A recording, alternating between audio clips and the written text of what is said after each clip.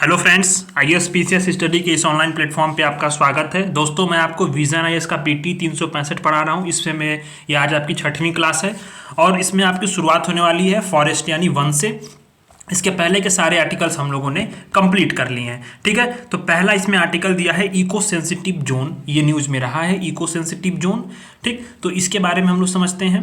तो सुर्खियों में क्यों रहा? क्योंकि केंद्रीय पर्यावरण, वन और जलवायु परिवर्तन मंत्रालय ने दांचीग्राम राष्ट्रीय उद्यान यानी कहाँ पे है, जम्मू कश्मीर में है, ठीक है, तथा थजवास और ओवेरा अरु वन्यजीव अभ्यारण्य के लिए इको सेंसिटिव जोन अधिसूचना नोटिफिकेशन का मसौदा जारी कर दिया।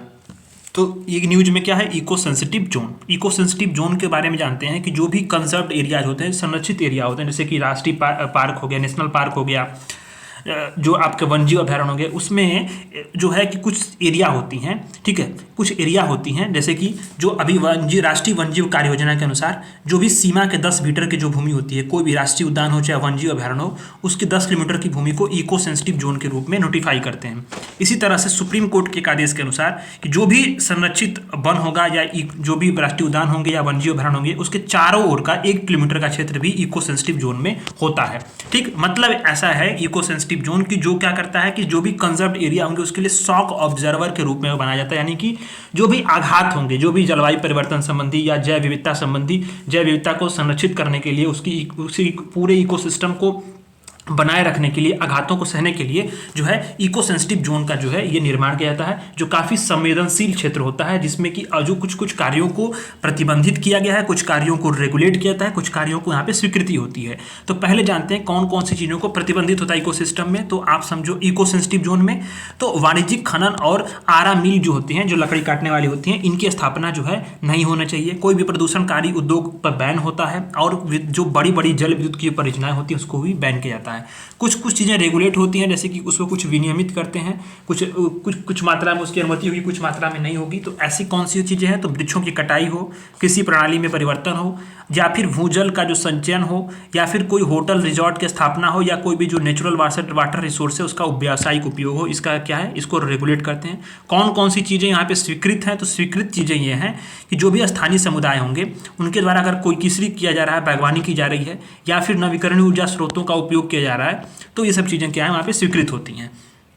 ठीक, तो अभी आप समझो कि एक क्या है, राष्ट्रीय वन्यजीव कार्य योजना 2002 से 2016, इसी के बीच इसी में जो है इको सेंसिटिव जोन का निर्धारण का प्रावधान किया गया। और किस एक्ट के तहत इसको इको सेंसिटिव जोन को बनाया जाता है? तो आप समझो पर्यावरण संरक्षण अधिनियम 1986 के अंतर्गत इसको जो है नोटिफाई किया जाता है। सुप्रीम कोर्ट ने आदेश दिया था कि जो है कि आप क्या है कि कोई भी राष्ट्रीय उद्यान होगा, संरक्षित वन होगा या वन्यजीव अभ्यारण्य होगा, उसके चारों ओर का एक जो हिस्सा 1 किलोमीटर का क्षेत्र होगा वो इको सेंसिटिव जोन होना चाहिए। पर 2023 में स्पष्ट कर दिया सुप्रीम कोर्ट ने कि ऐसे जो है मतलब जो भी कंजर्व्ड एरिया उस पर लागू नहीं होगा, जिसके बारे में अंतिम मसौदा जारी हो चुका है, यानी पहले से ही जारी हो चुका है। ठीक है, अभी एक भी जानते हैं कि राष्ट्रीय वन्यजीव अभ्यारण्य होगा, इसके भीतर या 1 किलोमीटर के बाहर भी किसी तरह की खनन की अनुमति नहीं दी जाएगी। सुप्रीम कोर्ट ने यह भी यहाँ पे बताया हुआ है। ठीक, और जो राष्ट्रीय वन्यजीव कार्य प्रणाली कार्य योजना था 2002 से 2016 के बीच का, इसमें बताया गया था कि जो भी राष्ट्रीय उद्यान होंगे, वन्यजीव अभ्यारण्य होंगे, उसकी सीमाओं के 10 किलोमीटर के भीतर का जो एरिया, भीतर का जो एरिया होगा वो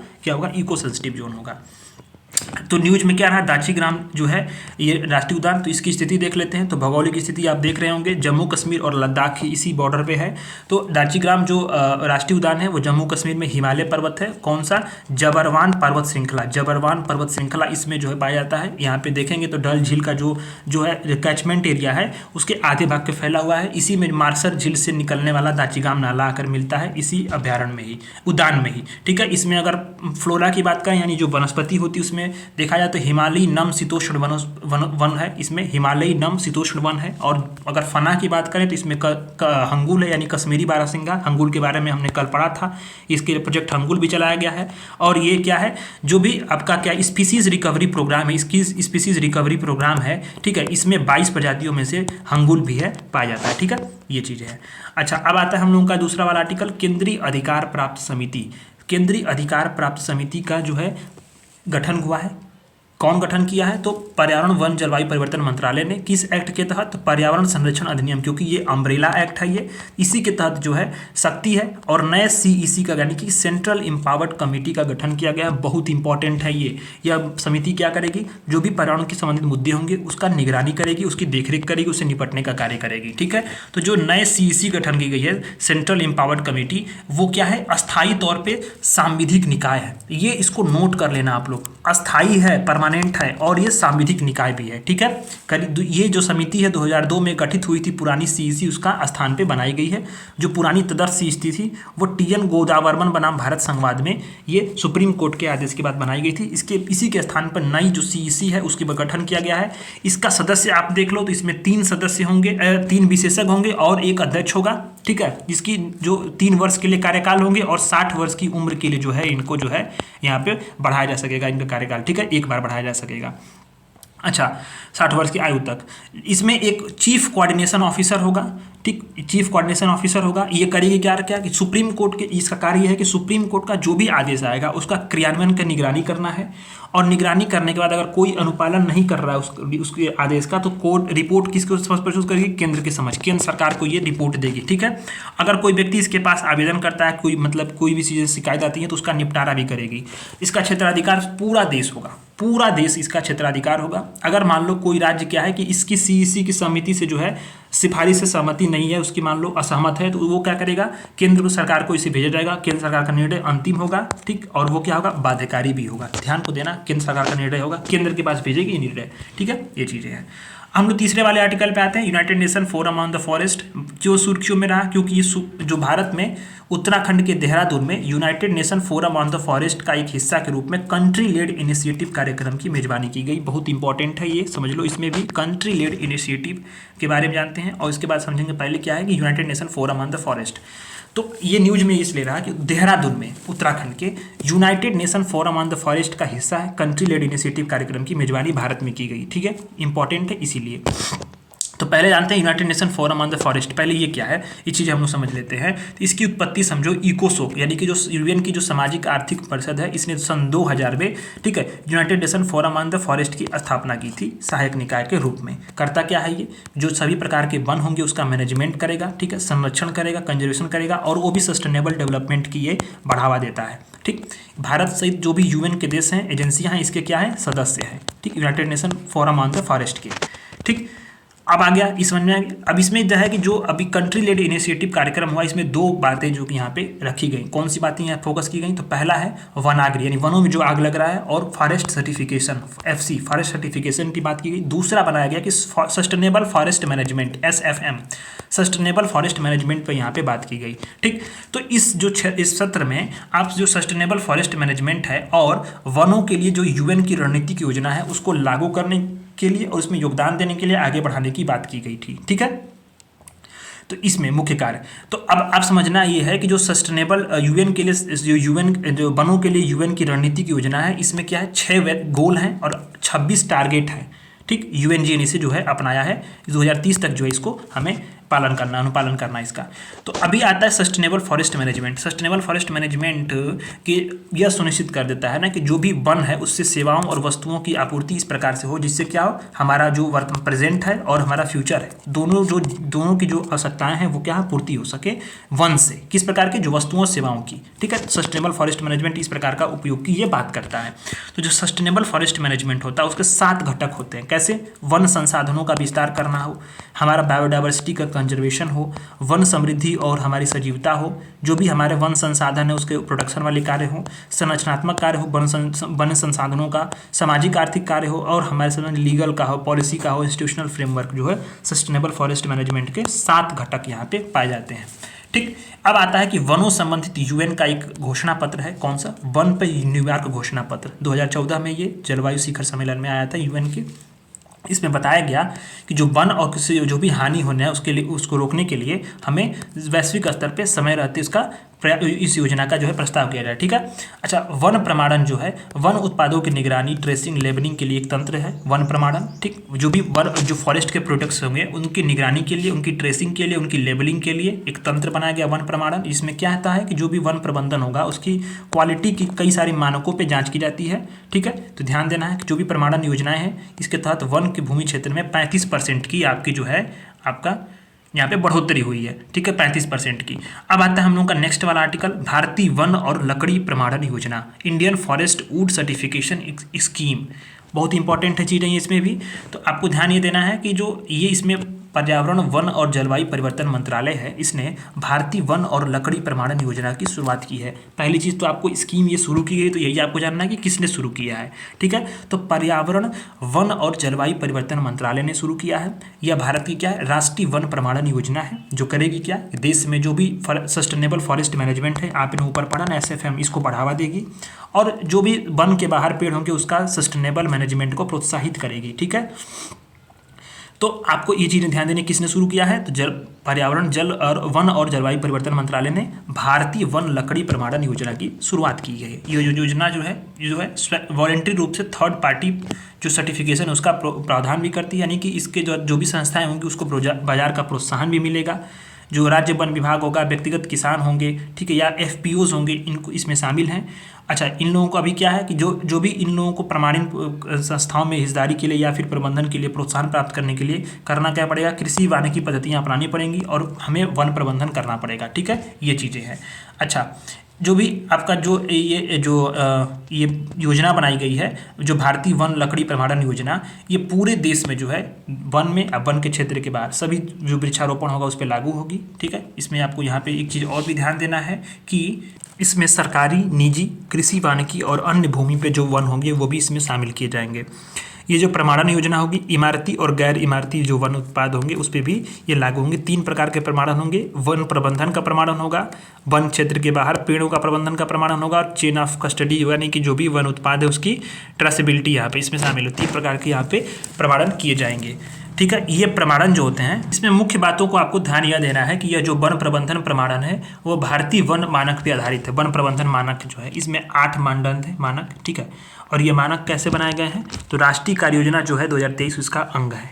ठीक, तो जो अस्थायी वन प्रबंधन के लिए अब जो राष्ट्रीय ये क्या बनाई गई थी, राष्ट्रीय कार्य योजना बनाई गई थी, किसके द्वारा, ये इसमें नहीं दिया है, इसमें बनाई गई थी भारतीय वानिकी अनुसंधान और शिक्षा परिषद के द्वारा एक नियम बनाया गया था। ठीक है, जिसमें 8 मानक थे। इसी मानक में जो है ये भारत का जो है वन प्रबंधन मानक भी आता है। इसी के तहत जो है वन प्रमाणन जो है इसमें शामिल है, इसी पर आधारित है ये।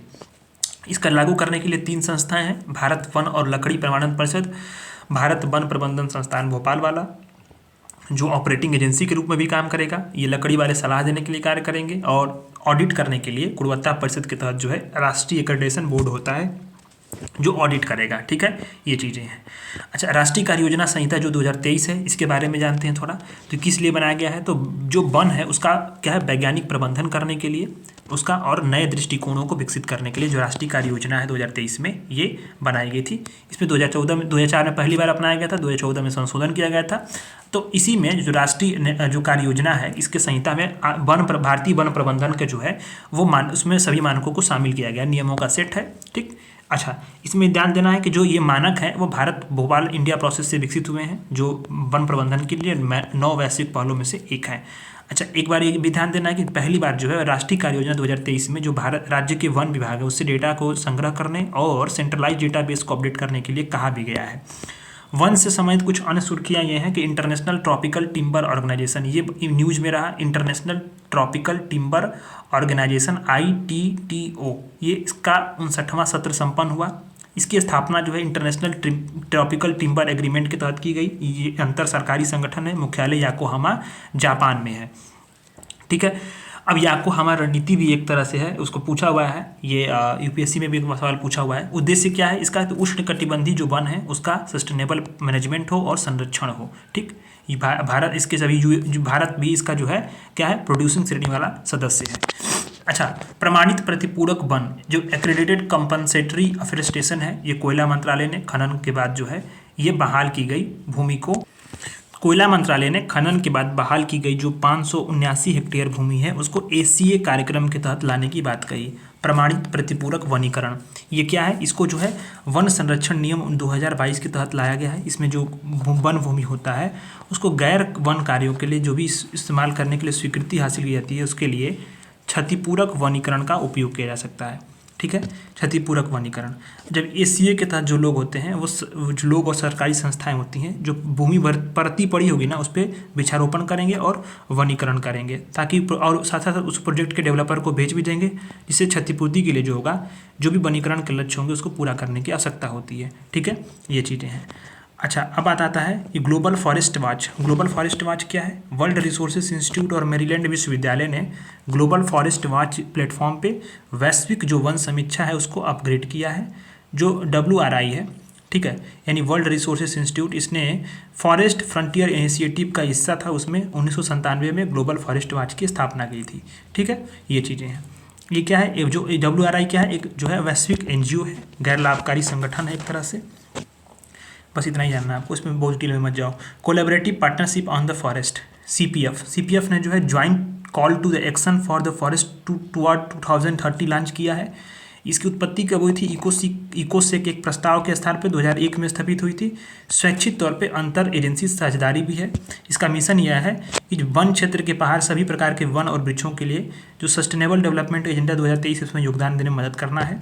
और इसका कार्य यह है कि जो भी United nation forum on the forest है उसके कार्यों में सहायता देगा और उसे वैज्ञानिक और तकनीकी सलाह देगा। ठीक है, बस इतना ही आपको ध्यान देना, बहुत डिटेल में नहीं जाना, इतना डिटेल में यूपीएससी पूछेगा भी नहीं। चीज़ें अगर हैं आप पता कर लेंगे उसमें कि बहुत सी चीज़ें इसमें होती क्या है ना कि आपको एक बार थोड़ा थोड़ा उसको चीज़ों जानना होता है, क्योंकि याद करना मुश्किल है ना। बस थोड़ा बहुत आप जानते रहेंगे तो अभी ऑप्शन से आप एलिमिनेट कर लोगे, कोई इशू नहीं होगा। इतना डिटेल में जाओगे सब भूल जाओगे, ये सच्चाई है, ये बता रहा हूँ मैं। तो आर्द्र भूमि, तटीय भूमि और महासागर, ये अब आता है इसका नेक्स्ट वाला जो यूनिट है, इसमें खुले समुद्र की सुरक्षा के लिए पहली अंतर्राष्ट्रीय संधि बनाई गई है। तो बहुत इंपॉर्टेंट है, UN ने अपनाया है खुले समुद्र की सुरक्षा के लिए विश्व की पहली अंतर्राष्ट्रीय संधि को। तो इस संधि के बारे में थोड़ा सा जानते हैं, इसके बाद में संधि के प्रमुख बिंदुओं को समझेंगे और अन्य चीज़ों को समझेंगे। तो संधि ये है कि यह इस खुले समुद्र की जो संधि है, हाई सी ट्रीटी, इसको जो है राष्ट्रीय क्षेत्राधिकार से जो भी क्षेत्र पड़े होंगे उसके लिए समुद्री जैव विविधता पर अंतर्राष्ट्रीय सरकारी सम्मेलन हुआ। इस सम्मेलन ने अपनाया है। इसका उद्देश्य यही है कि जो भी वर्तमान है और भविष्य की पीढ़ियां हैं उससे महासागरों के संरक्षण का दायित्व ग्रहण करना है। UN क्लॉज जो है उसको मैंने पढ़ाया हुआ है मंथली मैगजीन में, इसी के फ्रेमवर्क के तहत इसको अपनाया गया है, कानूनी रूप से बाध्यकारी है। 60 देशों के बाद पुष्टि जब होगी तभी ये, इसमें ये क्या है कि 60 देशों की जब पुष्टि हो जाएगी तभी ये लागू होगी। तो समुद्री क्षेत्रों को अगर देखा जाए तो इसमें अगर हम देखते हैं तो क्या है, एक ये मैप आप जानते ही होंगे, इसको आपने उसमें पढ़ा भी होगा। तो अभी एक जो है तटरेखा है, कोस्टल बेसलाइन, फिर ये क्या है आपका प्रादेशिक समुद्र है 12 नॉटिकल मील तक। इसमें किसी भी देश की जो संप्रभुता होता है उसका विस्तार होता है। ठीक है, और उसमें आपको जानते ही होंगे इसमें संप्रभुता का विस्तार होगा, यानी कि इसका सॉवरेनिटी में आएगा किसी भी देश का। फिर आता है सन्निहित क्षेत्र जो होता है, सन्निहित क्षेत्र जो होता है, अच्छा इसमें क्या होता है, अब इसके बाद आपका जो होगा कि ये 24 नॉटिकल माइल तक होता है, जो सीमित कानून वाला क्षेत्र होगा, जिसमें कुछ सीमित कानून के जो चीज़ें वहाँ भी प्रवर्तित हो जाएंगी। ठीक है, इसमें एक्सक्लूसिव इकोनॉमिक जोन होता है 200 नॉटिकल माइल तक।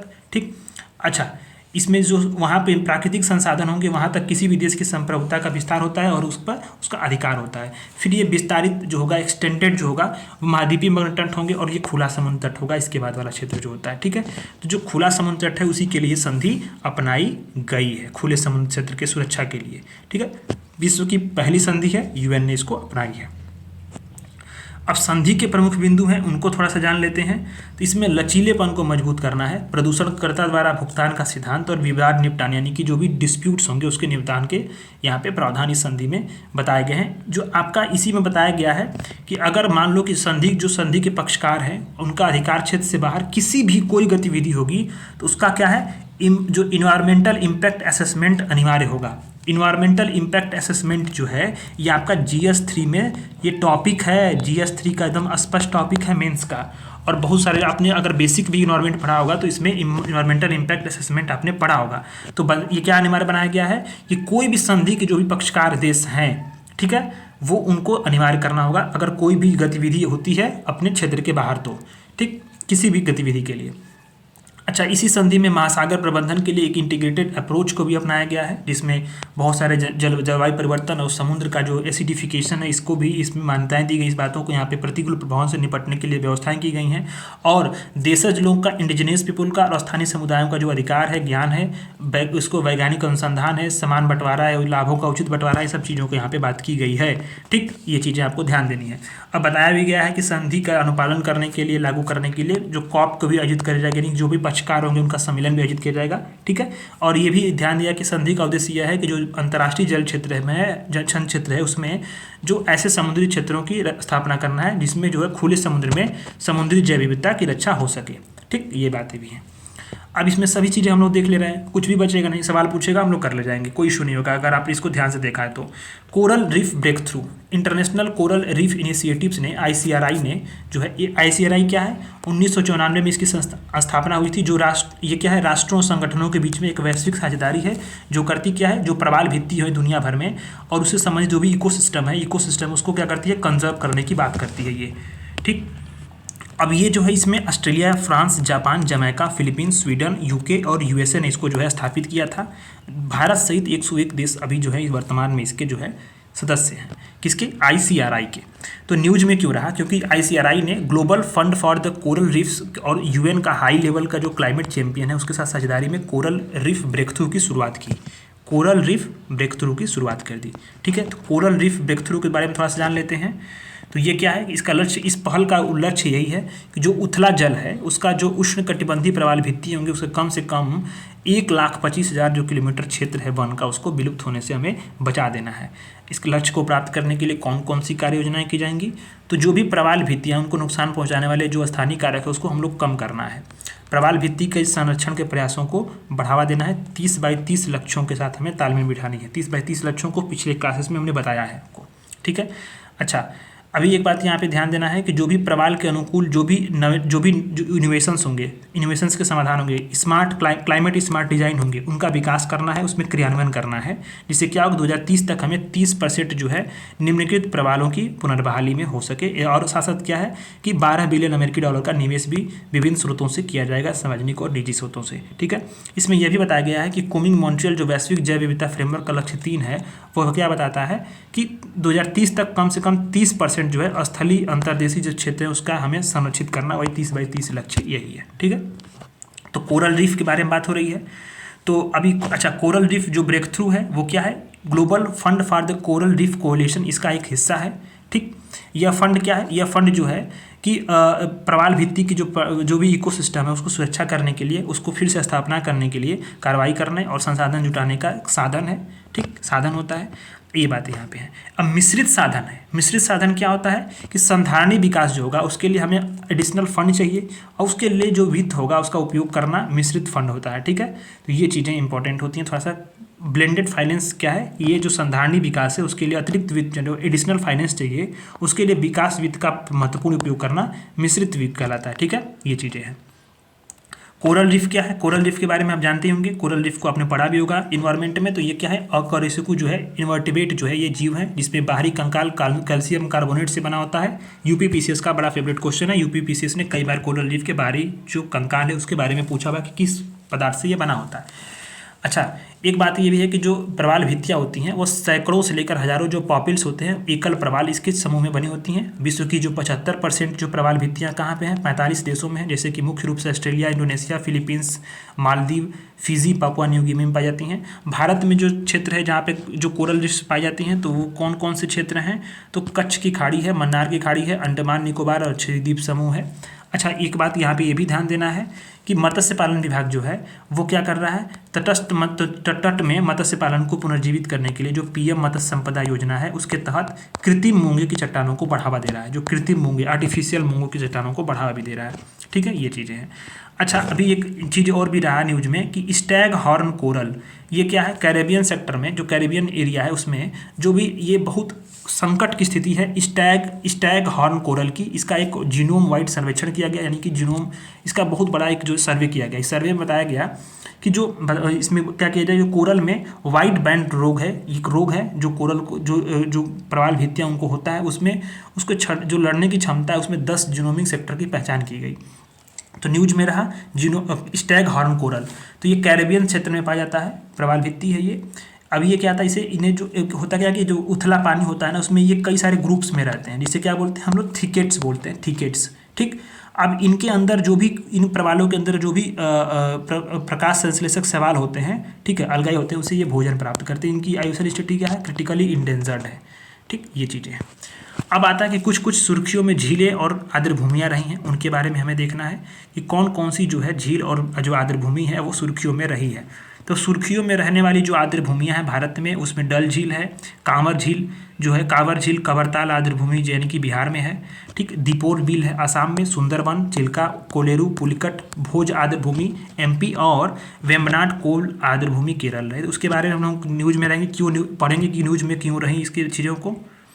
तो आपको ध्यान देना है कि चिल्का झील कहाँ पे है, उड़ीसा में है। तो न्यूज में क्यों रहा, क्योंकि चिल्का जो वन्यजीव प्रभाग है, इसके द्वारा वार्षिक जो पक्षियों का ग्रीष्मकालीन सर्वेक्षण हुआ, जिसमें पक्षियों की 88 प्रजातियां पाई गई। तो चिल्का जो है क्या है, एशिया की सबसे बड़े खारे पानी की झील है, ये भी चीज़ को ध्यान देना है।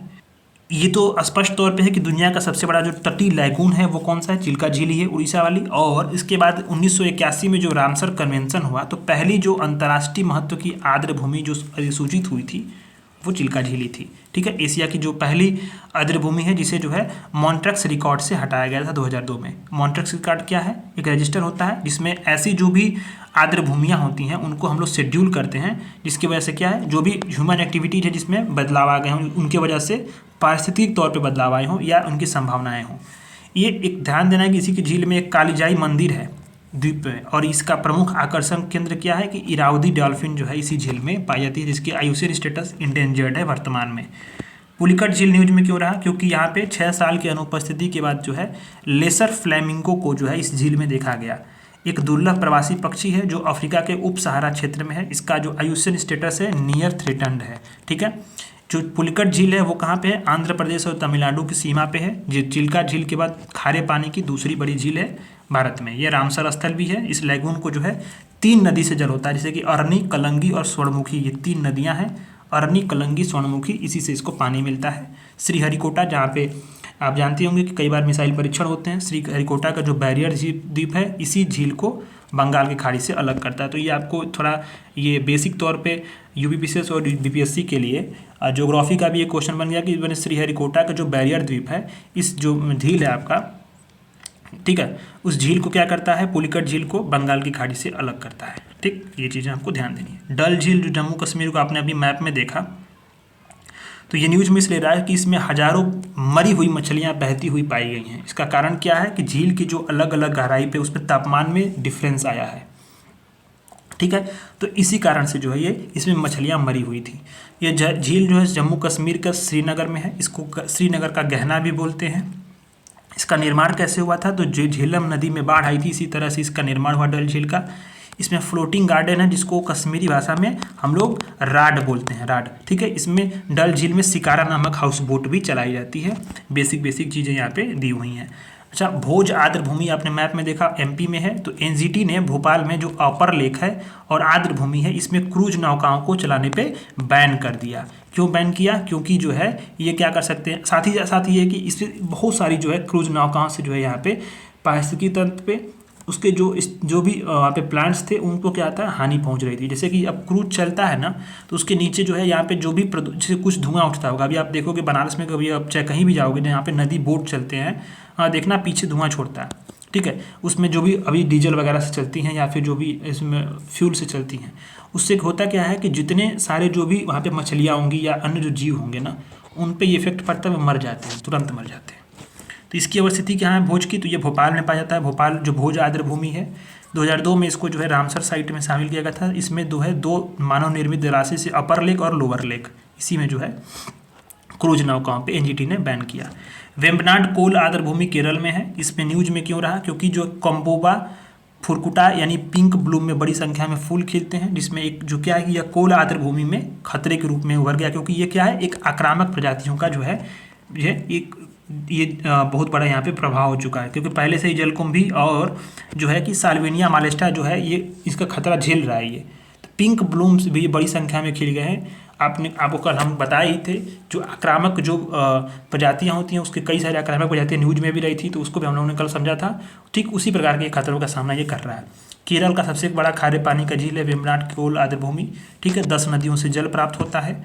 और ये क्या है, यह जो है यहाँ पे कि इसी वेम्बनाड में ही जो है पंबा और अचनकोबिल नदियों के बीच में कुट्टूनाड स्थित है। कुट्टूनाड क्यों स्थित है? क्योंकि ये मछलियों की विदेशी किस्में यहाँ पे आती हैं, और साथ ही आप ये जानते होंगे कि ये समुद्र तल से नीचे भी है। आपको बेसिक अगर आपने घटना चक्र पढ़ा होगा, ठीक है, बेसिक अगर आपने ज्योग्राफी पढ़ा हुआ तो कुट्टूनाड जो है ये न्यूज में रहा। क्यों रहा? क्योंकि यहाँ पे जो है खेती तो होती है, धान की खेती 3 टाइम होती है धान की खेती, लेकिन ये क्या है स्थिति कि ये समुद्र तल से नीचे जो है इसका एरिया है, और विदेशी किस्म की जो मछलियाँ यहाँ पे पाई जाती हैं। तो वेम्बनाड जो झील है जो आर्द्रभूमि, उसी में पंबा और अचनकोबिल नदी, इसी के बीच में जो है ये क्या है कि कुट्टूनाड स्थित है, जो समुद्र तल से भी नीचे ये पाया जाता है इसकी स्थिति। ठीक है, अच्छा, ये आपको ध्यान देना है कि जो आर्द्रभूमि है वो मध्य एशियाई फ्लाईवे मार्ग में पड़ती है। ये मध्य एशियाई फ्लाईवे मतलब स्पॉट बिल पेंकन और अन्य पक्षी जो है इनको आश्रय, यानी कि जो क्या होता है कि कई सारे जो पक्षियाँ होती हैं ना वो मध्य एशिया की तरफ जाती हैं, इसी रास्ते से होते हुए, तो इसी मार्ग में ये पड़ता है। तो कई सारे जो जैसे कि स्पॉट बिल पेलिकन हो गया या फिर अन्य पक्षियों का, इसको यहाँ पे आश्रय भी मिलता है इसी जो आर्द्रभूमि में।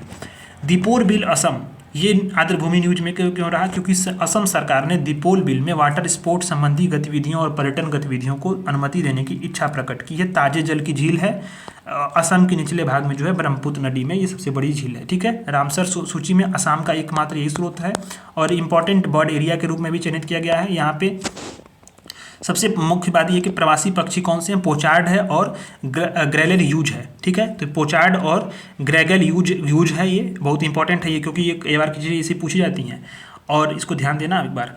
कांवरताल झील आर्द्रभूमि बिहार में है। ये मीठे पानी की प्राकृतिक झील है, और यह बिहार में है, झील सूखती जा रही है इसीलिए न्यूज में है। ठीक है, कांवरताल झील, कंवरताल इसको आर्द्रभूमि बोलते हैं। इसमें 3 नदी हैं, जैसे कि गंडक हो गया, बिया हो गया और करे हो गया। 3 नदियों से पानी मिलता है। मध्य एशियाई उड़ान मार्ग का एक महत्वपूर्ण ठहराव स्थल है। गोखुर झील है इसमें। ठीक है, मेंढर में स्थित झील होती है ये नदी मार्ग में, जो मेंढर होता है गोखुर झील। आप जानते हैं गोखुर झील के बारे में 11th क्लास की फिजिकल जो ज्योग्राफी की एनसीईआरटी उसमें दिया हुआ है गोखुर झील के बारे में, मेंढर के बारे में जो चीज़ें बताई जाती हैं। ठीक है, कोलेरू झील आंध्र प्रदेश। तो कोलेरू झील वन्य जीव अभयारण्य के आसपास की भूमि के लिए एक सूची तैयार की जा रही है, जिसका क्या है इको सेंसिटिव जोन। अभी ऊपर आपने पढ़ा ना इको सेंसिटिव जोन ESZ। ठीक है, इसको घोषित किया जा सके। कोलेरू क्या है? भारत में ताजे जल की जो है सबसे बड़ी झील है। इंपॉर्टेंट बात यह है कि भारत में जो ताजे जल की झील है उसकी सबसे बड़ी झील कौन सी है? कोलेरू झील है। यह आंध्र प्रदेश में कृष्णा और गोदावरी नदी प्रणाली से जुड़ी हुई है। इसमें 2 नदियों से प्राप्त होता है जल, बुदामेरू और तमितेरू। ठीक है, दोनों मौसमी नदियाँ हैं, ये चीज़ें हैं। अच्छा, अब आता है कि सुंदरबन पश्चिम बंगाल। तो भारत और बांग्लादेश का विशेषज्ञ न्यूज में क्यों रहा? क्योंकि इनका मानना है कि जलवायु परिवर्तन के कारण सुंदरबन में नुकसान और लॉस एंड डैमेज, यानी नुकसान और क्षति हुई है। इसे ग्लोबल कॉमन के रूप में देखना चाहिए, यानी कि विश्व की एक सामान्य जो सबके लिए एक बराबर जो है चिंता का विषय होना चाहिए। तो सुंदरबन की खाड़ी क्या है? निचले द्वीपों के समूह है। भारत में 40% और बांग्लादेश में 60% फैला हुआ है। गंगा, ब्रह्मपुत्र और मेघना नदी के तट पर डेल्टा पे स्थित है।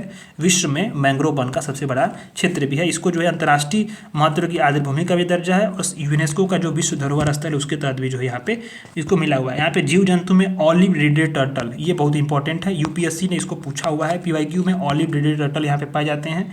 गंगा डॉल्फिन भी हैं, रॉयल बंगाल टाइगर भी हैं। ठीक है, ये चीज़ें यहाँ पे हैं। वाटर मॉनिटर छिपकली भी यहाँ पे पाई जाती है। संकट तो बहुत सारे जानते होंगे। तो जैव विविधता संबंधी कुछ अन्य सुर्खियां हैं जो न्यूज में रही हैं। तो ऑपरेशन कच्छप जो राजस्व और सूचना विभाग है, DRI जो राजस्व और सूचना विभाग है ना, इसने क्या किया है कि 995 जो नवजात गंगा कच्छप हैं उनको जो है बचाया है। ठीक है, उनको बचाया है यहाँ पे। ठीक, तो DRI ने अपने जो है मल्टी सिटी ऑपरेशन कच्छप के तहत जो भी अवैध वन्यजीव व्यापार कर रहे थे उन पर कार्रवाई करते हुए इसको बचाया है। तो भारत जो कछुआ है वो कछुओं की विविधता में दुनिया का सबसे बड़ा हॉट स्पॉट्स में से एक है। भारत की जो अगर देखा जाए तो कछुओं की जो है टॉर्टाइज और टर्टल, इन दोनों के बीच में अंतर है। गूगल करके फोटो देखना, आप बहुत सारी चीज़ें मिल जाएंगी। टॉर्टाइज और टर्टल में अंतर है। ठीक है, इनकी 29 प्रजातियाँ यहाँ पे पाई जाती हैं। गंगा नदी तंत्र जो है ऐसी क्या है 13 प्रजातियों का पर्यावास है। DRI क्या है? वित्त मंत्रालय के अंतर्गत जो आप जानते होंगे केंद्रीय प्रत्यक्ष और सीमा शुल्क बोर्ड के अधीन कार्य करता है। जो शाहरुख खान के बेटे पे कार्रवाई हुई थी उसमें DRI और जो आपका NCB, ये 2 एजेंसियों के बारे में आपने खूब समझा होगा। ठीक है, तो ये मंथली मैगजीन में भी कवर हुए थे, DRI और आपका जो है NCB। तो तो ये करता क्या है कि केंद्रीय अप्रत्यक्ष और सीमा शुल्क बोर्ड के अधीन कार्य करता है। जो भारत में कोई भी तस्करी विरोधी कार्रवाई होंगे उसमें ये क्या है, भारतीय सीमा शुल्क की शीर्ष एजेंसी भी है। वित्त मंत्रालय के अंतर्गत DRI आता है। ठीक है, ये इसको ध्यान देना आप लोग। क्रिप्टोबायोसिस, तो क्रिप्टोबायोसिस क्या है कि भारत के जो वैज्ञानिक, इसमें भारत नहीं वैज्ञानिकों ने जो है कुछ जो अति सूक्ष्म वॉर्म्स हैं, कृमि हैं, उनको फिर से जीवित किया है। ठीक है, क्रिप्टोबायोसिस, जिसमें जीव की वह दशा होती है जिसमें कोई जीवन का लक्षण नहीं दिखाई देता, ताकि जाके जो उसके मेटाबॉलिज्म की जो एक्टिविटी होती है मुश्किल से मापने योग्य होती है या विपरीत रूप से रुक जाती है। ऐसे में उसकी स्थिति क्या बोलते हैं, क्रिप्टोबायोसिस बोलते हैं। तो हालांकि भारत वैज्ञानिकों ने इसको कुछ जीवित भी किया है।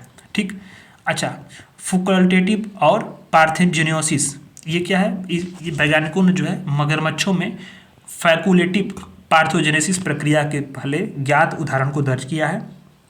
इसको वर्जिन बर्थ भी बोलते हैं। तो क्या होता है कि जो फैकुलेटिव पार्थोजेनेसिस क्या है, लैंगिक प्रजनन वाली जो प्रजातियां होती हैं उसको भी अलैंगिक प्रजनन करने की क्षमता उसमें भी जो होती है अलैंगिक रूप से प्रजनन करने की क्षमता होती है। ठीक है, तो इसकी प्रक्रिया में एक जो मादा का अंडाणु नर होगा, अंडाणु जो होगा वो नर के जो शुक्राणु कोशिका द्वारा निषेचित किए गए बिना एक संतति के रूप में ही विकसित हो जाता है। ठीक है, तो इससे क्या होता है, इस प्रक्रिया को कौन कौन सी जगहों पे देखा गया, इसमें देखा गया तो मछली पे, किन किन जीवों में, तो मछली में, पक्षी में, छिपकली में, सांप जैसी प्रजातियों में भी दर्ज किया गया है। ठीक है, रिप्रोडक्शन की एक जो है ये इसमें प्रोसेस है जिसको जो है जो भी क्या होता है कि जो लैंगिक प्रजनन करते हैं उनको जो है अलैंगिक रूप से प्रजनन करने की क्षमता भी होती है। इस प्रक्रिया में ये बताया गया है। ठीक है, पर्यावरणीय DNA या eDNA, तो ये न्यूज़ में इसलिए रहा क्योंकि वैज्ञानिकों ने eDNA की तकनीक से 87 वर्षों में पहली बार जो हुआ दुर्लभ रूप से डी विंटन गोल्डन मोल यानी कि क्रिप्टोक्लोरिस विंटोनी का पता लगाया है। अब ये इतना बड़ा बड़ा नाम है कि वैसे ही भूल जाए इंसान। डी विंटन गोल्डन मोल जो है वो क्या है, साउथ अफ्रीका की एक स्थानिक प्रजाति है। आयुषन स्थिति क्या है, क्रिटिकली इंडेंजर्ड है। ठीक है, क्रिटिकली इंडेंजर्ड है, ये आपको ध्यान देना, CR यानी क्रिटिकली इंडेंजर्ड। इसकी स्थिति, ये इसकी विशेषताएं क्या है, जो आपका जो डी विंटन गोल्डन मोल है तो यह दृष्टिहीन यानी इसको दिखाई नहीं देता है और ये भूमिगत रहती है, ज़मीन के नीचे रहती है। तो जो eDNA की तकनीक से इस पता लगाया इसका, तो eDNA की तकनीक इंपॉर्टेंट है। तो आपको ध्यान ये देना है कि eDNA क्या होता है। तो जैव विविधता का जो अध्ययन करने के लिए, बायोडाइवर्सिटी का स्टडी करने के लिए और पारिस्थितिकी तंत्र में जो भी बदलाव आ रहे हैं उसकी निगरानी करने के लिए एक विधि है। ठीक, तो जो अगर हम देखा जाए तो सभी जीव जो होते हैं अपने जीवन काल में या मृत्यु के बाद क्या करते हैं, प्राकृतिक प्रक्रियाओं के माध्यम से अपने वातावरण में DNA छोड़ देते हैं। इसे ही eDNA बोला जाता है। ठीक, तो इस विधि में होता क्या है eDNA में टेक्निक में कि इसमें जो भी DNA होगा उसका मिलान रेफरेंस DNA जो होगा उससे किया जाएगा। अगर मिल जाएगा तो उसकी पुष्टि हो जाती है। ठीक, eDNA जो होता है वो माइटोकॉन्ड्रियल DNA होता है, आणविक या माइटोकॉन्ड्रियल DNA, जिसमें जीव द्वारा अपने पराणु में उसको मुक्त किया जाता है। ये चीज़ें आपको ध्यान दो। जैसे कि मान लो कि किसी की मृत्यु हो गई, ठीक, और मृत्यु होने के बाद उसको अगर ऐसे ही छोड़ दिया जाए तो उसका जो डिकम्पोज हो जाएगा वो जल्दी कुछ दिन बाद। ठीक, तो उसका क्या है कि कुछ अंश जो है ज़मीन में कहीं ना कहीं किसी प्रकार से जो भी उसके सेल्स होंगे या कुछ तो छूटे रहेगा, उसी के माध्यम से फिर क्या होगा उसका रेफरेंस DNA मिलाया जाएगा। अगर मिलान कर गया तो उसकी पुष्टि हो जाती है। इसी प्रकार को जो है प्रक्रिया को eDNA प्रोसेस बोलते हैं। ट्रॉपिकलाइजेशन न्यूज़ में रहा है। ट्रॉपिकलाइजेशन ये है कि जो जलवायु परिवर्तन हो रहा है तो जो आपके उष्णकटिबंधीय जो समुद्री प्रजातियाँ, उष्णकटिबंधीय क्षेत्र जो है उसके आसपास की जो समुद्री प्रजातियाँ हैं वे क्या कर रही हैं, प्रवास करके ध्रुव की तरफ जा रही हैं। ठीक है, समशीतोष्ण क्षेत्रों में पहुँच रही हैं, इसी को ट्रॉपिकलाइजेशन बोलते हैं। ठीक, अच्छा, अगर देखा जाए बोरियलाइजेशन, तो बोरियलाइजेशन क्या है कि जो समशीतोष्ण क्षेत्र की जो प्रजातियां हैं उसका आर्कटिक ध्रुवों में विस्तार हो रहा है। जैसे ऊपर जो आर्कटिक ध्रुव है उसमें विस्तार हो रहा है तो उसको बोलते हैं बोरियलाइजेशन। यानी उसके ऊपर वाला, जैसे देखो जो उष्ण कटिबंधीय क्षेत्र है वहाँ से समशीतोष्ण क्षेत्र में पहुँचेंगी तो उसको बोलेंगे ट्रॉपिकलाइजेशन, और उसके बाद वहाँ से जो है अगर आर्कटिक ध्रुवों के पास पहुँचेंगे तो उसको बोलेंगे बोरियलाइजेशन। ठीक है, तो ये दोनों चीज़ों को ध्यान देना आपको। अच्छा, अभी क्या देख रहा है कि Indian national centre for the ocean information service है, इसने जलवायु परिवर्तन का अध्ययन करने के लिए बंगाल की खाड़ी में 2 गहन समुद्री ग्लाइडर को तैनात कर दिए गए। ठीक है, तो अभी न्यूज में रहा INCOIS। ठीक है, यानी Indian national centre for ocean information services. इसकी उत्पत्ति कब हुई थी? पृथ्वी विज्ञान मंत्रालय के तहत स्वायत्त निकाय के रूप में इसकी की गई थी उत्पत्ति। ठीक है, इसका मिशन यही है, जो समाज है, उद्योग है, सरकार है, वैज्ञानिक समुदाय, इसको महासागर की डेटा देना है, सूचना देना है और सलाहकारी सेवाएं देना है। ठीक है, एक चीज़ें ये ध्यान देता है, जो करता क्या है, सुनामी और तूफानी लहरों के लिए चेतावनी प्रणाली स्थापित करता है और समुद्र में सूचना और उपग्रह समुद्री विज्ञान के लिए जो है इसको बढ़ावा देता है। अभी आई है जल निकायों की गणना। तो जल शक्ति मंत्रालय ने जल निकायों की पहली गणना की अखिल भारतीय रिपोर्ट जारी की। ये बड़ा इंपॉर्टेंट है, सबसे इम्पोर्टेंट तो यही मुझे लगा इस वाला कंटेंट, क्योंकि ये बहुत ज़रूरी है। तो जल निकायों की गणना किसने की? जल शक्ति मंत्रालय ने की, अखिल भारतीय रिपोर्ट जारी की। इसका उद्देश्य ये था कि जो जमीन जल निकाय है उसका एक डेटा तैयार करना है। ठीक है, तो यह जो गणना है वो इरिगेशन सेंसस के तहत जो है 6वीं गणना के तहत शुरू की गई थी। ठीक है, ये चीज़ें आपको इसमें ध्यान देना है। तो निष्कर्ष यह निकल के आया कि कुल जो है 24.24 लाख जलाशय की गणना की गई, जिसमें से 97% जो जलाशय हैं वो कहाँ पे हैं? हमारे ग्रामीण क्षेत्र में हैं, और 2.9% वनली कहाँ पे हैं? 3% कहाँ पे हैं? शहरी क्षेत्रों में, मान लो। सबसे इसमें इंपॉर्टेंट बात जो हमें याद रखने योग्य बात है वह यह है कि जो पश्चिम बंगाल है, यूपी है और आंध्र प्रदेश, यहाँ पे क्या है, सर्वाधिक जल निकाय वाले सिर्फ 3 राज्य हैं। सबसे पहला राज्य कौन सा है सर्वाधिक जल निकाय वाला? तो आपका वेस्ट बंगाल है, दूसरा क्या है, यूपी है, तीसरा आपका आंध्रा है। सबसे कम जल निकाय वाले राज्य कौन से हैं? तो सबसे पहले सिक्किम है, फिर चंडीगढ़ है और लास्ट में फिर तीसरा स्थान पर क्या है, दिल्ली है। अगर हम लोग अब जलाशय को देखें तो इसमें 78% जो जल निकाय हैं वो मानव द्वारा बनाए गए हैं, 22% जो जल निकाय हैं वो क्या है, प्राकृतिक हैं। अगर हम लोग स्वामित्व के हिसाब से देखें तो 55% जो है निजी व्यक्तियों संस्थाओं के हैं, बाकी जो है वो सरकार के अधीन है, सार्वजनिक है। मिष्टी कार्यक्रम, तो ये क्या है कि पर्यावरण, वन और जलवायु मंत्रालय ने विश्व पर्यावरण दिवस है उसके अवसर पे 5 जून को mangrove initiative for the shore line habitat and tangible incomes योजना, मिष्टी की योजना शुरुआत की। बहुत इंपॉर्टेंट है मिष्टी, ये कई बार पूछा हुआ है। यूपीएससी जो पिछले साल के वनडे एग्जाम्स थे उसमें कई सारे वनडे एग्जाम्स में पूछा था। ठीक है, तो भारत और विश्व के स्तर पे जो भी सबसे बेस्ट प्रथाएं होंगी उसको अपनाया जाएगा, और भारत जो तटीय क्षेत्र उस पर मैंग्रोव का पुनर्वनीकरण किया जाएगा, और वनीकरण करके जो मैंग्रोव वन है उसको हमें पुनर्बहाल करना इस योजना का प्रमुख लक्ष्य है। इसके लिए जो है 100 करोड़ रुपये आवंटित किए गए हैं। इसका 80% जो है लागत का भारत सरकार पूरा करेगी और 20% राज्य देंगे। रिवार्ड कार्यक्रम, तो रिवार्ड कार्यक्रम किसने विकसित किया? तो केंद्रीय ग्रामीण विकास मंत्रालय ने किया है, भूमि संसाधन विकास के तहत। अच्छा, रिवार्ड इम्प्लीमेंटेशन स्पोर्ट्स मिशन की जो है ये की समीक्षा की है। इस कार्यक्रम को कौन फाइनेंस करता है? तो विश्व बैंक फाइनेंस करता है। इसकी अवधि 2026 तक है। इसका उद्देश्य यही है कि जो भी वाटर सेंट मैनेजमेंट हो रहा है उसका बेहतर तौर तरीका अपनाया जाए, उसको मदद की जाए, और इसके लिए जो राष्ट्रीय और राज्य संस्थाएं उनको मजबूत किया जाए। वर्तमान में कहाँ लागू किया गया है? कर्नाटक और उड़ीसा में इसको लागू किया गया है। अब आते हैं हम लोग अपने जो सुर्खियों में रही संस्थाएं, यानी जो भी इंस्टीट्यूशंस और ऑर्गेनाइजेशंस जो न्यूज़ में रही हैं उनको हमें देखना है। तो पहला आर्टिकल है वन्यजीव संस्थान के बारे में। Wild life institute of India कहाँ स्थित है? देहरादून में स्थित है। किसके अंतर्गत आता है? तो जो पर्यावरण जलवायु परिवर्तन मंत्रालय है उसके अंतर्गत जो है स्वायत्त प्राकृतिक संसाधन सेवा संस्थान के रूप में है। करता क्या है? जो जैव विविधता है, इंडेंजर्ड स्पीसीज है, उनके बारे में जो भी अनुसंधान है वन्यजीव का वो करता है। ठीक है, इसके द्वारा एक रिपोर्ट जारी की गई थी, state of the India's bird 2023 report इसने जारी की। ठीक है, पक्षियों पे इसने एक जारी की रिपोर्ट, जो है आपका किसने जारी किया? तो आपका जो है कि WII यानी कि wild life institute of India और जो है जूलॉजिकल सर्वे ऑफ इंडिया, इसने जो है भारत के पक्षियों की स्थिति रिपोर्ट जारी की। यह रिपोर्ट करती क्या है? तो पक्षियों का वितरण क्षेत्र, उनकी आबादी का रुझान, उनकी कंजर्वेशन की स्थिति, एक उसका मूल्यांकन करती है। तो रिपोर्ट में बताया कि जो पक्षी प्रजाति उसकी संख्या कम हो गई है। लंबी दूरी की जो प्रवासी पक्षियाँ आती हैं उनमें 50% से भी गिरावट आ गई है अधिक, और जो आर्कटिक क्षेत्र उसमें प्रजनन करने वाले जो तटीय पक्षी हैं वो प्रभावित हुई हैं, संख्या में 80% की गिरावट आई है। भारतीय मोर, रॉक पिजन, एशियाई कोयल और सामान्य कोयलों में भी संख्या में गिरावट आई है। अच्छा, प्रमुख पक्षी और उनके पैदावास क्षेत्र थोड़ा सा देखते हैं इसको। तो इंडियन स्कीमर कहाँ पाई जाती है? तो चंबल, गंगा, सोन महानदी, यमुना के आसपास क्षेत्र में पाई जाती है। ब्लैक बेबिल टर्ल कहाँ पाई जाती है? तो चंबल महानदी, गोदावरी, गंगा, सोन, यमुना नदी के आसपास में पाई जाती है। क्रिटिकली एंडेंजर्ड में 2 स्पीसीज हैं, बंगाल फ्लोरिकन है, ये हिमालय की तराई, यूपी और पूर्वोत्तर असम वगैरह में घास की भूमि होती है वहाँ पे पाई जाती है। बेयड पोचार्ड है, असम और मणिपुर की आर्द्र भूमि पाई जाती है। इसको मैंने टिक मरवाया था ऊपर अभी आपको बेयड पोचार्ड के बारे में। ठीक है, बियर्स पोचार्ड के बारे में। अब दूसरा इंस्टीट्यूट है जूलॉजिकल सर्वे ऑफ इंडिया। इसकी स्थापना 1916 में हुई थी। 1916 में इसको मैंने मंथली मैगजीन में कराया था।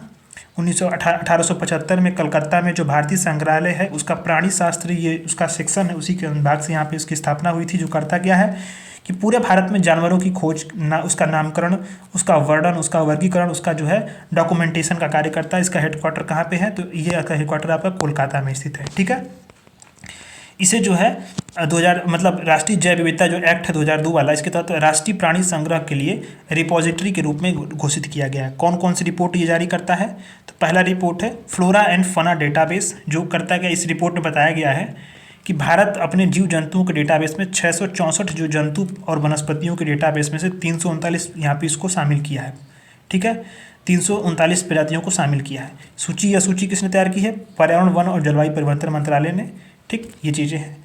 अच्छा, इन जो जीव जंतुओं की खोजों को जो है जूलॉजिकल सर्वे ऑफ इंडिया और वनस्पति जो खोज है उसको लोग बोटानिकल सर्वे ऑफ इंडिया इसको संकलित करते हैं। सबसे अधिकतर वनस्पति जीव जंतु कहाँ पे हैं? केरल में खोजे गए हैं।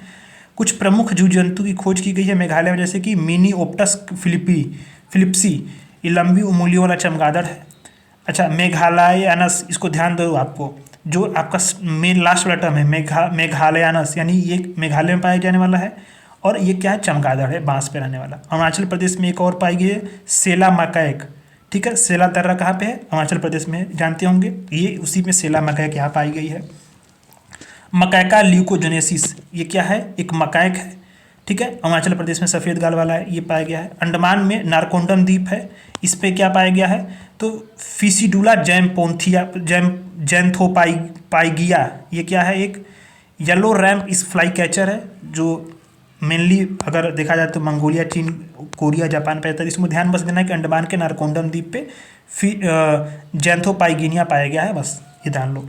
उतना तो नाम नहीं याद रहेगा, पर ये चीज़ है कि एक बार देखे रहेंगे तो आप बिल्कुल, जो आप मान लो सवाल पूछ ही दिया, क्या ही भरोसा कुछ भी पूछ दे, तो चीज़ें एक बार आपके दिमाग में रिकॉल रहेंगी। कुछ प्रमुख वनस्पतियों की भी खोज की गई है, जैसे कि जो पेड़ है जिसमें कि कैंथेले लैमोलोसा है, यह आर्कटिक प्रजाति है, चीन में हमारे पाई जाती है। भारत में नागालैंड में जो है जाम्पू पर्वत श्रृंखला उसमें खोजा गया है, नागालैंड के कोहिमा में, कोहिमा उसकी जो है वहाँ पे जाम्पू जो है पर्वत श्रृंखला वहाँ पे खोजा गया। नंदा देवी पुरस्कार जो है पुरस्कार, ये नंदा देवी आप जानते हैं उत्तराखंड उसी के क्षेत्र में पाया गया है। नीलगिरियला पुरस्कार, ये पश्चिमी घाटी, दक्षिण पश्चिमी घाट के जो है इसकी प्रजाति है, केरल तमिलनाडु में ये पाई जाती है। भारत के जो 75 स्थानिक प्रजाति हैं जूलॉजिकल सर्वे ऑफ इंडिया के द्वारा इसमें विवरण दिया गया है। तो बताया गया है कि भारत में जो पक्षी विविधता का 12.40% है, जिसमें से कुछ दशकों से 3 जो नेटिव प्रजातियां हैं उनको देखा नहीं गया है। इसमें से कौन कौन सी हैं? तो मणिपुर की जो बुश क्वेल बटेर है वो हिमालयी बटेर है, और जो है जेंडर्स कोर्सर है, ये 3 लोगों को देखा नहीं गया है।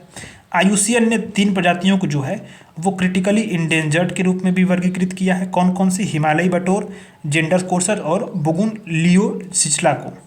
सबसे अधिक संख्या कहाँ पर दर्ज की गई है? तो पश्चिमी घाट में की गई, जहाँ पे जो स्थानिक प्रजातियाँ हैं, जिसमें कौन कौन सी प्रजातियाँ हैं? तो मालाबार ग्रे हॉर्नबिल है, मालाबार तोता है, ठीक है, असाम्बू लाफिंग थ्रस है, और सफ़ेद पेट वाली जो है 16 के लिए है।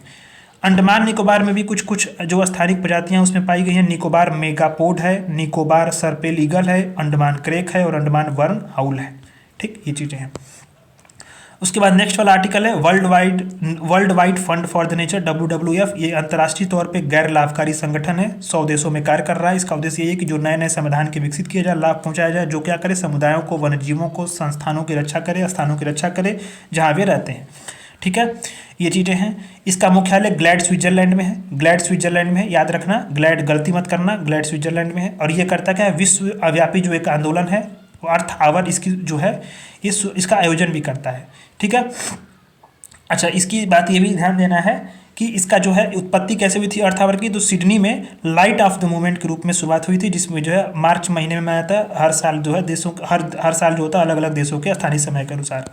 जो वर्ल्ड जो वाइड फंड फॉर नेचर है, ठीक है, इसके द्वारा कुछ जो है इसमें कुछ रिपोर्ट्स जारी किए जाते हैं, जैसे कि लिविंग प्लैनेट इंडेक्स जारी किया जाता है, लिविंग प्लैनेट इंडेक्स, और दूसरा है high cost of the cheap water report. 2 report जारी की जाती हैं। तो लिविंग प्लैनेट इंडेक्स क्या है?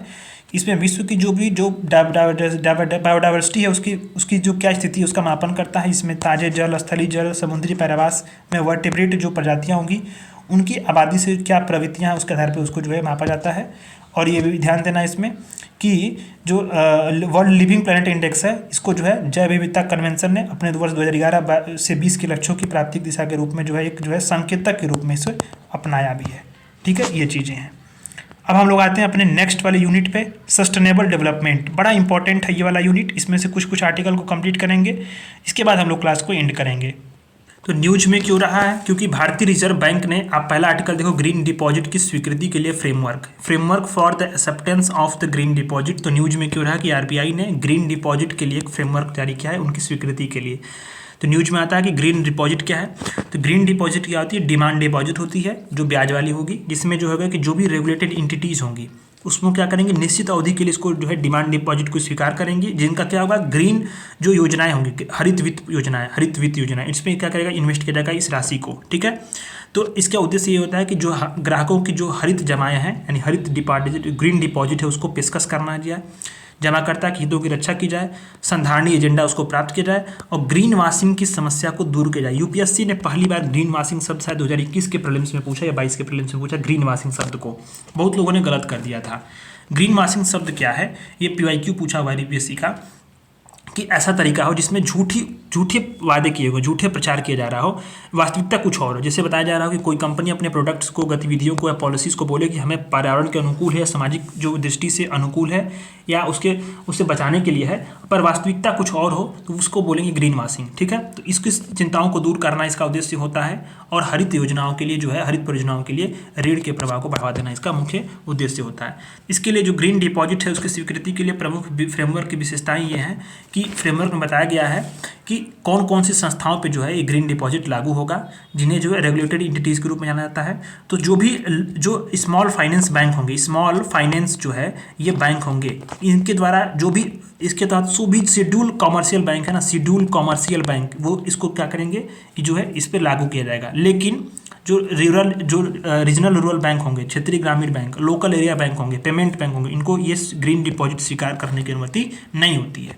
ठीक है, अब और किसके पास होगा, तो आरबीआई के पास जो पंजीकृत होंगे और जो भी डिपॉजिट स्वीकार करने वाले नॉन बैंकिंग फाइनेंशियल जो कॉर्पोरेशन होंगे, एनबीएफसी, वो भी क्या करेंगे, इसको स्वीकार करेंगे जो है आपका। ठीक है, इसके बाद ग्रीन डिपॉजिट को, और हाउसिंग फाइनेंस कंपनियां होंगी वो भी ग्रीन डिपॉजिट को स्वीकार करेंगे। ठीक, वर्तमान में ग्रीन डिपॉजिट को क्या है, भारतीय रुपए में ही केवल इसको डिनोमिनेट किया जा सकता है। अच्छा, जो अगर देखा जाए तो जो रेगुलेटेड एंटिटीज़ है, इसके लिए जो ग्रीन डिपॉजिट है जुटाना ये कंपलसरी नहीं है, अनिवार्य नहीं है। ठीक है, ये बातें हैं। जो भी रेगुलेटेड एंटिटीज होंगी, यानी जो विनियमित जो संस्थाएं होंगी, वो सॉवरेन ग्रीन बॉन्ड में जो निवेश किया जाएगा उसी के फ्रेमवर्क तहत इसको जो है यहाँ पे निवेश शामिल किया जाएगा। और ये बात ये भी है कि जो भी ग्रीन रेगुलेटेड एंटिटीज होंगी, जो ग्रीन एक्टिविटीज़ हैं या परियोजनाएं हैं, अगर पहले से वित्त पोषित करने के बाद क्या कर सकती हैं, ग्रीन डिपॉजिट नहीं जुटा सकती हैं। ठीक है, अगर जो भी फंड डिपॉजिट जुटाए जाएंगे तो बीमा राशि, जो जब बीमा है या क्रेडिट गारंटी निगम है, इसके द्वारा ये चीज़ें ये कवर की जाएंगी। ठीक है, ये चीज़ें। अच्छा, एक बात ये भी है कि बैंकों को जो है ग्रीन डिपॉजिट के आधार पर ग्राहकों को ओवरड्राफ्ट की सुविधाएं देने के लिए भी अनुमति है। ठीक है, और इसके बाद ये भी है कि जो भी धनराशि जुटाई जाएगी किसके तहत, ग्रीन डिपॉजिट के तहत। ठीक है, तो उसमें यह ध्यान रखना है कि हमें थर्ड पार्टी का जो एश्योरेंस है, थर्ड पार्टी का जो एश्योरेंस है वो क्या होगा, वो अनिवार्य होगा। सत्यापन जो है सत्यापन उसके लिए अनिवार्य किया जाएगा। ठीक है, ये चीज़ें हैं। ओवरड्राफ्ट की सुविधा ये देने का मतलब ये है कि अगर मान लो कि अगर मतलब ये होता क्या है कि अगर मान लो कि अगर पास फाइनेंशियल एक तरह से क्या होती है, सुविधा होती है फाइनेंशियल सर्विसेज की सुविधा होती है। जैसे मान लो आपके पास कोई बैंक अकाउंट में तभी पैसे निकाल सकते हो जब आपके पास पैसे ना हो, जैसे कि वो क्या होता है, उसको ओवरड्राफ्ट बोलते हैं। ये उसके लिए प्रत्येक ग्राहक के लिए ओवरड्राफ्ट की एक सीमा तय होती है। वो कैसे सीमा तय होगी, आपकी क्रेडिट पर डिपेंड होगा। आपके पास आपका और बैंक का क्या संबंध है, आपने बैंक में किस प्रकार से अपना क्रेडिट बनाया है, उस तरह के हिसाब से होगा। निश्चित सीमा तक आप पैसे को निकाल सकते हो ओवरड्राफ्ट के थ्रू। ठीक है, ये चीज़ें यहाँ पे बताई गई यहाँ पे। तो जो इसमें जो आपका जो ग्रीन डिपॉजिट्स है, ग्रीन डिपॉजिट, उसके लिए उसमें कौन कौन सी परियोजनाएं, कौन कौन से सेक्टर शामिल किए गए हैं, तो वो चीज़ को ध्यान दो। तो वो ये है कि आपको जो नवीकरणीय ऊर्जा है नवीकरणीय ऊर्जा है, ऊर्जा दक्षता है, स्वच्छ परिवहन है, जलवायु परिवर्तन अनुकूलन है, संधारणीय जल अपशिष्ट प्रबंधन है, हरित भवन है। इसमें कुछ कुछ योजनाएं हैं ये शामिल की गई हैं। और कौन कौन सी योजनाएं बाहर की गई हैं, तो लैंडफिल परियोजनाएं ध्यान देना है, परमाणु ऊर्जा वाले, ठीक है, जीवाश्म ईंधन के तहत जो भी निष्कर्षण उत्पादन वितरण से जुड़ी परियोजनाएं हैं, शराब हथियार तंबाकू गेमिंग वाले जो है, ताड़ के तेल वाले, लैंडफिल वाले, ये सारी योजनाएं इससे बाहर की गई हैं। ठीक है, ये चीज़ें आपको ध्यान देना है। अब आता है हम लोगों का sovereign green bond, sovereign green bond. ठीक है, तो बॉन्ड के बारे में तो वैसे भी मैं आपको इकोनॉमिक्स वाले जो क्लास है उसमें सब चीज़ें बता चुका हूँ, तो कोई इशू नहीं होने वाला है।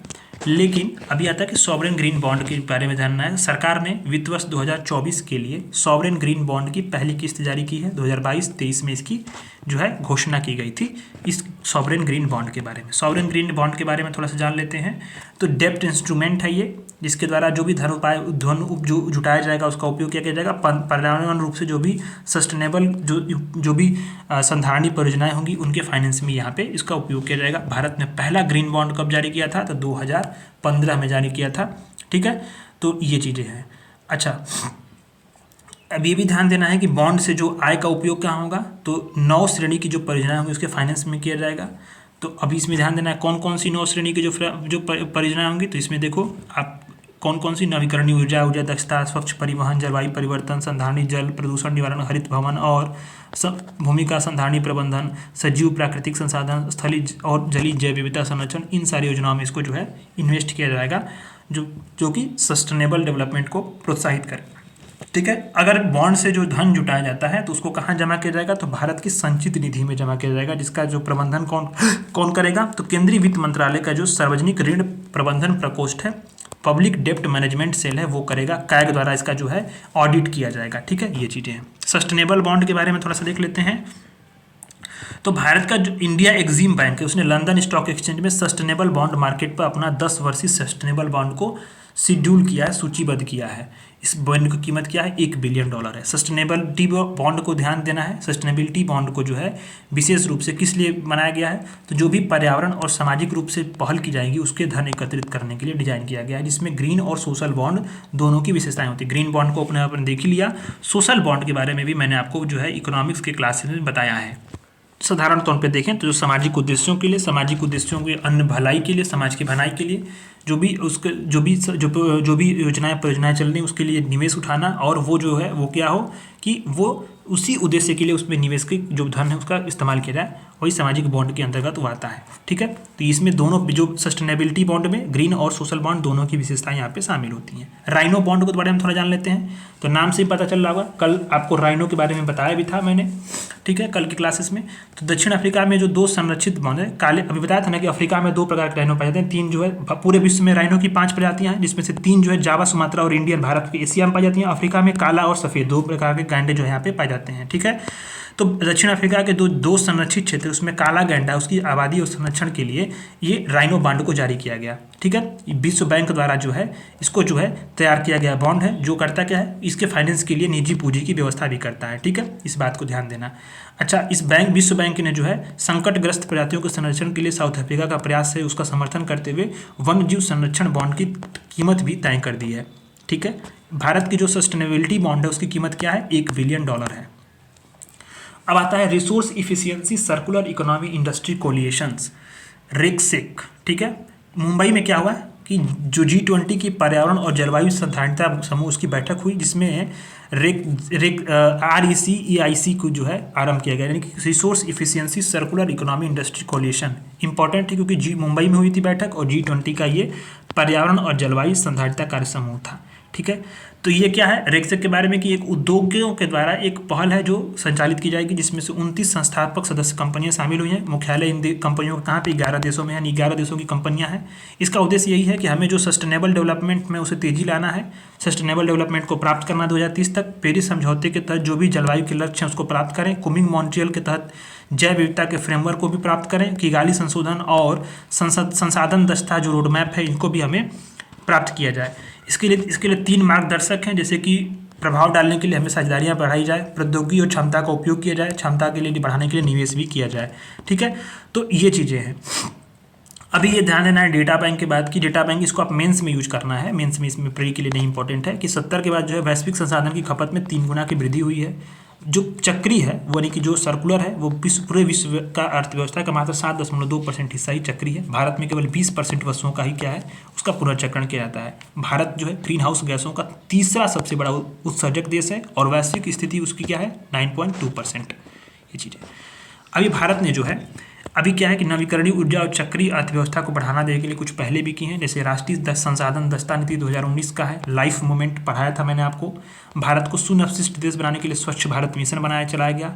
एक्सटेंडेड प्रोड्यूसर रिस्पॉन्सिबिलिटी फ्रेमवर्क जो है सिंगल यूज प्लास्टिक वगैरह में मैंने आपको समझाया था। प्लास्टिक अपशिष्ट प्रबंधन नियम और ई अपशिष्ट प्रबंधन नियम भी बनाए गए। इस्पात स्क्रैप पुनर्चक्रण नीति लाई गई और नीति आयोग और यूरोपीय यूनियन द्वारा संसाधन दक्षता पर रणनीति भी अपनाई गई। तो चक्रीय अर्थव्यवस्था क्या होती है कि ऐसी प्रणाली, आर्थिक प्रणाली जिसमें क्या हो कि जो उत्पादन के साधक हो उसको फिर क्या हो इनपुट के तौर पर इस्तेमाल हो और फिर क्या उसका पुनर्चक्रण किया जाए। इस तरह से जो है क्या होगा कि जो है इसका वेस्ट जो है वेस्टों का जो है संधारणी तरीके से उसका इस्तेमाल हो और फिर से उसका रीयूज हो। ठीक, ये चीज़ें हैं। अच्छा, जो सर्कुलर इकोनॉमी होता है इसी का जो उत्पाद होता है इसका योग्य अवधि के बाद भी उसमें क्या होता है कि उसकी सामग्रियों को अर्थव्यवस्था में बनाए रखा जाता है और पुनः उसका उपयोग किया जाता है। वही चीज़ें हैं। सर्कुलर गैप रिपोर्ट के अनुसार जो है कि पूरी वैश्विक अर्थव्यवस्था का केवल 7.2% हिस्सा ही चक्रीय है, इसमें गिरावट भी देखी जा रही है। तो ये भी चीज़ें इसको बहुत ध्यान देना है। अभी आपको ध्यान देना है कि जो सस्टेनेबल फाइनेंस वर्किंग ग्रुप है G20 में इसकी जो है चौथी बैठक हुई। ठीक है, ये इसकी स्थापना 2016 में ग्रीन फाइनेंस स्टडी ग्रुप द्वारा की गई थी। इसका उद्देश्य ही एकमात्र यही है कि सतत वित्त को जुटाया जाए, किस लिए, वैश्विक समृद्धि और स्थिरता को सुनिश्चित करने के लिए, लोचशील और समावेशी अर्थव्यवस्था की ओर बढ़ने के लिए। और इसने बताया है कि कुछ कुछ चुनौतियां हैं, जैसे कि क्या है कि जलवायु नीति और विनियामकीय फ्रेमवर्क का अभाव है जो स्पष्ट और पूर्वानुमान लगा सके। साथ साथ क्या है कि जो भी परियोजनाएं निवेश के लिए तैयार हैं उनमें क्या है कि पूंजी प्रवाह में बाधा आ रही है। कई सारी व्यवहारिक परियोजनाओं में क्या है कमी आ रही है पूंजी की तरफ। ठीक है, पूंजी नहीं मिल पा रहा है। अभी आपको ध्यान देना है, तीसरा वाला आर्टिकल है ग्रीन बिल्डिंग्स। तो ग्रीन बिल्डिंग क्या है, हाल ही में इंडियन ग्रीन बिल्डिंग काउंसिल द्वारा तमिलनाडु के चेन्नई में, याद रखना कहाँ पे, जगह का नाम रखो चेन्नई में। ठीक है, इंडियन ग्रीन बिल्डिंग कांग्रेस का आयोजन किया गया। तो वन लाइनर क्वेश्चन यही बन सकता है कि इंडियन ग्रीन बिल्डिंग कांग्रेस का आयोजन कहाँ पे किया गया, तो तमिलनाडु के चेन्नई में किया गया। तो यहाँ एक बात आपको ध्यान ये देनी है, ग्रीन बिल्डिंग क्या होता है। तो आमतौर पे जो पर्यावरण के अनुकूल इसमें निर्माण सामग्री का इस्तेमाल हो, प्रोसीजर्स वही हो, संचालन और रखरखाव ऐसा हो कि पर्यावरण के अनुकूल हो, ऊर्जा दक्ष हो और नेट जीरो कार्बन इमारतों जो है ये क्या होती है, इससे अलग होती हैं। ठीक है, जो ग्रीन बिल्डिंग्स होती हैं वो ऊर्जा दक्ष और नेट जीरो कार्बन इमारत जो होती हैं उनसे अलग होती हैं। इसमें क्या होता है कि ग्लोबल जो बिल्डिंग्स होती हैं इसमें अवधारणा ये होती है कि हम जो ग्लोबल वार्मिंग्स हैं और जो भी पर्यावरण प्रदूषण उसको कम करने के लिए क्या हो कि ऊर्जा और अपशिष्ट प्रबंधन इसकी लागत को कम करना है। हमें जो एनर्जी यूज करना, जैसे मान लो अभी आप लिंटर लगाओगे किसी भी छत पे, तो लिंटर मशीन होगी, अब उसके लिए क्या होगा, डीजल चाहिए होगा। ठीक इसी तरह से मान लो कि अभी क्या है कि जो भी अब उसमें सामग्री लग रही है, जैसे कि अब उसमें छड़ लग रहा है, ठीक है, तो जो सरिया बनेगा, ठीक है, या फिर जो सीमेंट्स बनेंगे वो सीमेंट क्या होगा कि वो आप जानते ही होंगे कि सीमेंट किस लिए कितना वो प्रदूषणकारी जो होता है उसमें यूज चीज़ें होती हैं, जिप्सम वगैरह यूज होता है। तो वो उस जो लागत बन रही है ना वो क्या हो, वो ऊर्जा अपशिष्ट प्रबंधन उसमें हो और ऊर्जा दक्ष हो, इनका जो है ध्यान देना है इसमें। लेकिन जो ग्रीन बिल्डिंग होती है बेसिकली कॉन्सेप्ट में देखा जाए तो ऊर्जा दक्ष और नेट जीरो कार्बन इससे अलग होती है। इसमें अपशिष्ट प्रबंधन की लागत को कम करना होता है और ऊर्जा की लागत को कम करना होता है। ठीक है, ये चीज़ें यहाँ पे शामिल होती हैं। अब इसके लिए जो है कुछ चीज़ें जैसे इसमें कि जो नवाचारी समाधान ये है कि इसमें जियो थर्मल हीटिंग हो, स्मार्ट ग्रिड रेफ्रिजरेटर हो, ग्रीन रूफ हो, हरी छतें हो, ये सब चीज़ें यहाँ पे पाई जाती हैं। ठीक है, अब इस उदाहरण के लिए एग्रो किट, ये क्या है, कार्बन नेगेटिव निर्माण सामग्री है, जैसे कि धान, गेहूं की पराली, गन्ने की खाई से बनाया जाता है। कार्बन क्राफ्ट टाइल होती है, टाइल्स जो होती हैं जिसमें कार्बन अपसाइक्लिंग के तहत जो है कार्बन अपशिष्ट का उपयोग करके इस टाइल्स को बनाया जाता है। तो IBGC को जो है ध्यान देना है कि इंडियन ग्रीन बिल्डिंग काउंसिल को इसके बारे में थोड़ा जान लो। तो ये क्या है कि हरित परियोजनाओं को प्रमाण पत्र देने वाली भारत की सबसे प्रमुख संस्था कौन सी है, इंडियन ग्रीन बिल्डिंग काउंसिल है। ठीक है, ये क्या है, IBGC जो है ये जो है IBGC है, ये वर्ल्ड ग्रीन बिल्डिंग काउंसिल का क्या संस्थापक सदस्य है। तो वर्ल्ड ग्रीन बिल्डिंग काउंसिल 90 से अधिक देशों का एक नेटवर्क है जो करता क्या है कि जो इसका उद्देश्य ये है कि जो भी मानव निर्मित परिवेश है, यानी कि जो बिल्ट इन्वायरमेंट है, उसको हमें सुखदायक बनाना है और संधारणी बनाना है, रूपांतरण करना है। तो आईबीजीसी की स्थापना कौन की थी? तो भारतीय उद्योग परिसंघ ने की थी। मुख्यालय कहाँ पे है? तो हैदराबाद है, याद रखना हैदराबाद है, दिल्ली उल्ली मत मार के चले आना। अब आता है lead rating system. Lead rating system UPSC ने एक बार लीड पे सवाल पूछा हुआ है, लेकिन वो लीड दूसरा था, लीड्स कार्यक्रम, ये लीड दूसरा है। लीड रेटिंग सिस्टम क्या है? भारत ने लीड रेटिंग नेट जीरो प्रमाणन में यूएसए और चाइना को पीछे छोड़ दिया है। ये क्या है? प्रमाणन विश्व स्तर पे मान्यता प्रमाणन प्रणाली है लीड रेटिंग। इसका उद्देश्य होता है कि जो लीड रेटिंग जो होगा स्वस्थ, दक्ष, निम्न कार्बन उत्सर्जन होगा और लागत प्रभावी हरित भवनों के लिए जो है एक फ्रेमवर्क देता है। इसका यूएस ग्रीन बिल्डिंग काउंसिल ने इसको विकसित किया है, ये भी ध्यान देना है लीड रेटिंग सिस्टम के बारे में। तो भारत ने क्या है, यूएसए और चाइना को भी इसके प्रमाणन में पीछे छोड़ दिया है। 4 स्तर पे इसको मान्यता दी जाती है, सर्टिफाइड, सिल्वर, गोल्ड और प्लेटिनम। ठीक, ये आईबीजीसी द्वारा इसको एडमिनिस्टर किया जाता है। लीड इंडिया प्रोग्राम जो है कौन? आईबीजीसी, आईजीबीसी यानी Indian green business building council. इसका मुख्यालय कहाँ पे है? हेडक्वार्टर आपका हैदराबाद में है। इसको किसने किया था? भारतीय उद्योग परिसंघ ने इसको जो है स्थापना की थी, ये आपने ऊपर में पढ़ा। ठीक, तो लीड जीरो के बारे में थोड़ा जान लो। लीड जीरो, तो लीड जीरो जो है लीड प्रमाणन का एक जो है पूरक है, इसका एक पूरक है जो उन योजनाओं को मान्यता देता है, उन परियोजनाओं को मान्यता देता है जो कार्बन, ऊर्जा, जल, अपशिष्ट की श्रेणियों में नेट जीरो की स्थिति को प्राप्त कर चुकी हों, उसको लीड जीरो का जो है वो प्रमाणन देता है। ठीक, ये ध्यान देना है। तो भारत में कितनी नेट जीरो की प्रमाणित योजना है? तो 73 है। ठीक, ये चीज़ें हैं। तो यानी अगर देखा जाए तो काफ़ी बड़ा जो लेड जीरो प्रमाणित परियोजना है वो भारत में है। 73 परियोजना क्या है? लेड जीरो प्रमाणित है। इस प्रमाणन में सबसे अधिक कौन सा है? हरियाणा और तमिलनाडु अग्रणी है। ठीक, ये भी चीज़ें हैं। और भारत का जो डीएलएफ ग्रुप है वो लेड जीरो प्रमाणन में विश्व स्तर पर सबसे अग्रणी है। भारत की एक अपनी जो है ग्रीन बिल्डिंग रेटिंग प्रणाली भी है। कौन सी प्रणाली? उसको बोलते हैं गृह। गृह बहुत इंपॉर्टेंट है ये, वनडे एग्जाम्स के लिए भी और ऐसे भी इंपॉर्टेंट्स हैं आपके लिए, क्योंकि भारत का खुद का है ये।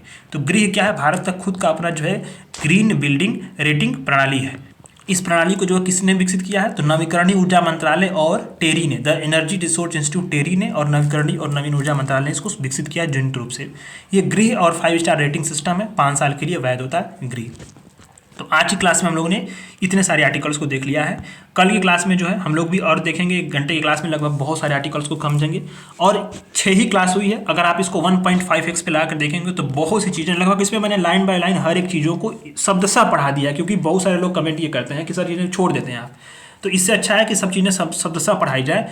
तो क्या होता है कि अगर आप रिवीजन भी करना हो तो इसको आप 1.5x पे लगा दो वीडियो को और पूरे देखो, तो आप 1 घंटे की क्लास को आप 40 मिनट में खत्म कर दोगे। 6 क्लासेस हैं, यानी 2 घंटे में आपका 3 घंटे में आपका जो है पूरा रिवीजन हो जाएगा। ठीक है, तो आपको ये ध्यान देना है कि रिवीजन आपको करना है। इसी वीडियोस को 2-3 बार ला कर देखो, आप सारी चीज़ें रिवाइज हो जाएंगी। ठीक है, बिना रिवीजन किए इन्वायरमेंट आपका याद रहेगा, क्योंकि बहुत ज़्यादा कंटेंट इसमें दे दिया है क्या कि अप्रैल से लेकर दिसंबर तक का है। और वैसे भी इन्वायरमेंट के सेक्शन में बहुत सारी चीज़ें होती हैं, तो ऐसे में कंपाइलेशन जब आप पढ़ रहे हैं तो बहुत सी चीज़ें आपके लिए हैक्टिक होगी, लेकिन उसको रिवीजन करना है, आपका हो जाएगा। ठीक है, धन्यवाद।